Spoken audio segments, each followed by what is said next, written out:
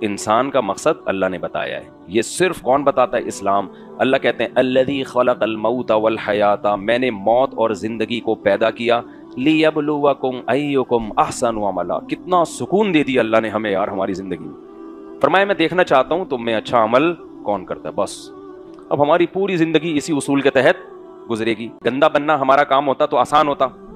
بھائی گورے کا کام کیا ہے؟ اچھے برے کی اس کو کوئی غرض نہیں ہے، وہ شراب پیتا ہے، زنا کرتا ہے، یہ کرتا ہے، وہ کرتا ہے. اور ہمیں اللہ نے کہہ دیا بھائی اچھا بننا تمہاری زندگی کا ہدف ہے.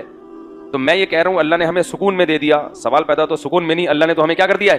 ٹینشن میں ڈال دیا ہے. بھائی جان سکون میں ڈال دیا اللہ تعالیٰ نے. آپ کسی چیز پہ عمل کریں نہ کریں، لیکن آپ کو پتا ہونا کہ صحیح ٹریک ہے کیا، زندگی سکون سے گزرتی ہے. بے شک وہ ٹریک مشکل ہو، لیکن ایک ٹریک آسان ہے، مگر آپ کو پتا نہیں کہ یہ مجھے میری منزل تک لے کے جا رہا ہے کہ نہیں جا رہا. تو بس کا اور اس روڈ کے کھڈے نہ ہونے کا تو مزہ آئے گا، لیکن ہر وقت آپ کی ٹینشن میں اضافہ ہوتا رہے گا. آسان مثال سے سمجھا کے آگے چلتا ہوں.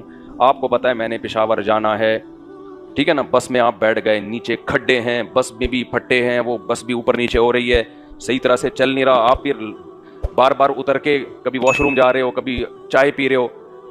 تو آپ کو یہ احساس تو ہوگا نا کہ یار میری منزل جو ہے میں اس کو فوکس نہیں کر رہا. پھر آپ توبہ استغفار کرو گے، پھر منزل کو فوکس کرو گے.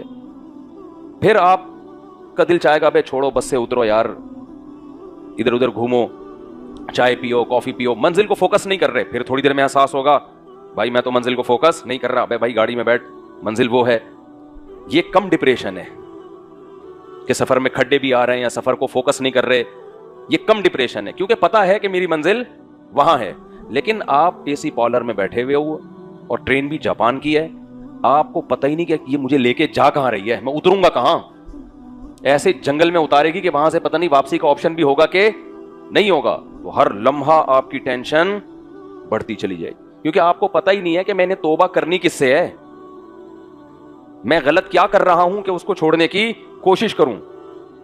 آپ کو یہی نہیں پتا چلے گا میں یہ صحیح کر رہا ہوں غلط کر رہا ہوں، میں صحیح سفر پہ جا رہا ہوں غلط سفر. ہمیں یہ تو پتا ہے کہ اگر کوئی ہم میں گٹکا کھاتا ہے یار غلط کر رہا ہوں، اسے چھوڑنے کی کوشش بولو کرنی چاہیے. میں شراب پی رہا ہوں تو غلط کر رہا ہوں، اسے چھوڑنے کی کوشش کرنی چاہیے. میں نماز چھوڑ رہا ہوں تو غلط کر رہا ہوں، اسے اس عادت کو ختم کرنے کی کوشش کرنی چاہیے. خدا کی قسم جسے منزل کا پتہ ہوتا ہے وہ نسبتاً سکون میں ہوتا ہے، اور جسے منزل ہی کا پتہ نہیں ہوتا قرآن اس کی مثالیں دیتا ہے کہ وادی میں ایسے یہیمون حیران سرگردان جیسے کوئی پاگل دیوانہ باولا کتا نہیں ہوتا.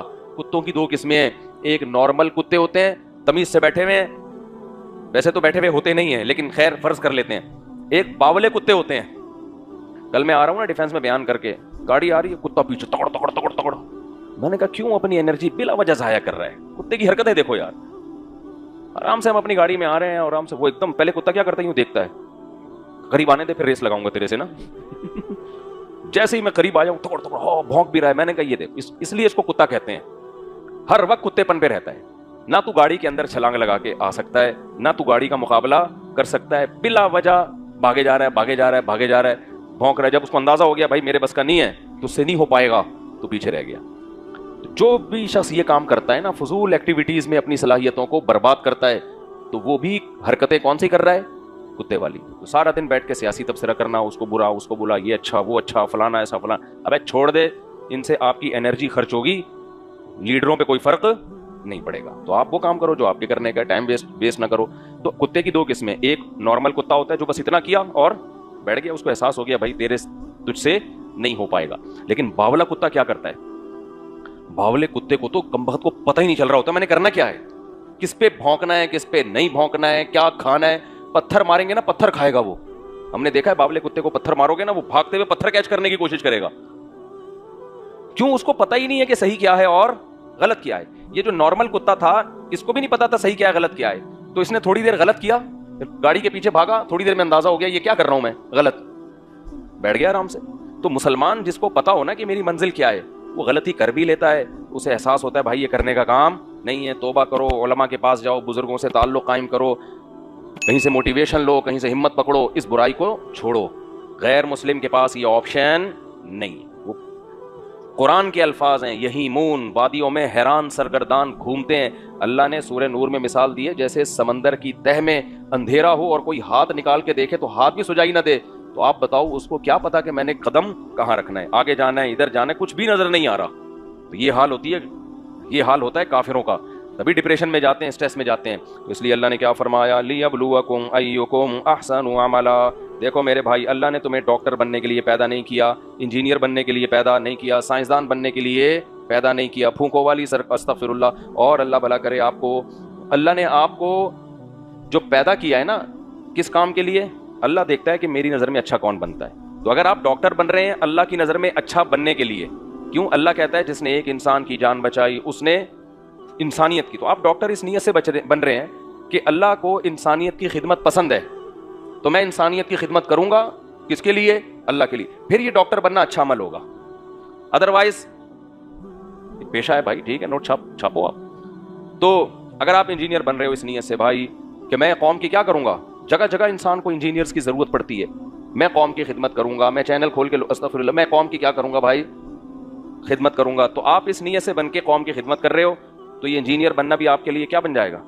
جو مسلمان قوموں نے پوری دنیا کو فتح کیا ہے تو ان کے پاس انجینئرز ہی تو تھے جو ان کو مختلف مشینیں بنا کے دیتے تھے, ساؤنڈ سسٹم بنا کے دیتے تھے. آپ کو پتہ ہے کہ پہلے زمانے میں جب ہزاروں کا مجمع ہوتا تھا تو کیسے خطاب ہوتا تھا؟ تو ساؤنڈ سسٹم اس دور میں بھی تھے جو وہاں کے مسلمان انجینئرز نے, مہندس کہا جاتا ہے عربی میں انجینئر کو. تو خیر, آپ تاجر بن رہے ہو, اگر تجارت برائے تجارت مقصد ہے تو یہ کوئی اچھا عمل نہیں ہے بھائی. دنیا وہ تو کافر بھی تاجر ہوتے ہیں, لیکن آپ تاجر بن رہے ہو, آپ کی نیت ہے کہ میں تاکہ لوگوں کے سامنے ہاتھ نہ پھیلاؤں, اللہ کو اوپر والا ہاتھ نیچے والے ہاتھ سے, جملہ کمپلیٹ کر دیا کریں, پسند ہے. مانگوں گا صرف اللہ سے, اللہ کے سوا ریکارڈ نہیں کرو, اللہ کے سوا کسی سے بھی نہیں مانگوں گا. تو اگر یہ نیت ہے, رشتہ داروں پہ خرچ کروں گا. سمجھتے ہو کہ نہیں سمجھتے؟ یہ نیت ہے. صدقہ خیرات کیا کر. سورہ مزمل ہم نے پڑھی, اس میں بھی اللہ نے تجارت کا تذکرہ کیا. تہجد اور تجارت کا ساتھ ساتھ تذکرہ کیا اللہ تعالیٰ نے. تہجد اور تجارت کا, یعنی اس سے تو لگ رہا ہے تہجد اور تجارت میں اللہ کے ہاں کوئی فرق ہے ہی نہیں, ٹھیک ہے نا. یعنی اللہ نے سورہ مزمل میں فرمایا کہ بھائی تم کچھ رات میں آرام کر لیا کرو. کیوں؟ صبح تم نے تجارت بھی کرنی ہوتی ہے اور جہاد بھی کرنا ہوتا ہے, تو تہجد ساری رات نہیں پڑھو.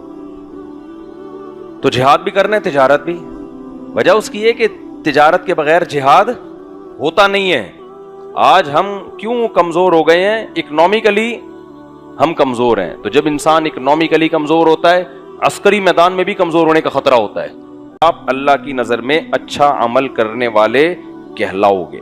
تو اللہ نے پیدا اسی لیے کیا ہے. انسان کا مقصد اللہ نے بتایا ہے. یہ صرف کون بتاتا ہے؟ اسلام. اللہ کہتے ہیں الذی خلق الموت والحیات, میں نے موت اور زندگی کو پیدا کیا, لیبلوکم ایکم احسن عملا. کتنا سکون دے دیا اللہ نے ہمیں یار ہماری زندگی میں. فرمایا میں دیکھنا چاہتا ہوں تم میں اچھا عمل کون کرتا ہے. بس اب ہماری پوری زندگی اسی اصول کے تحت گزرے گی.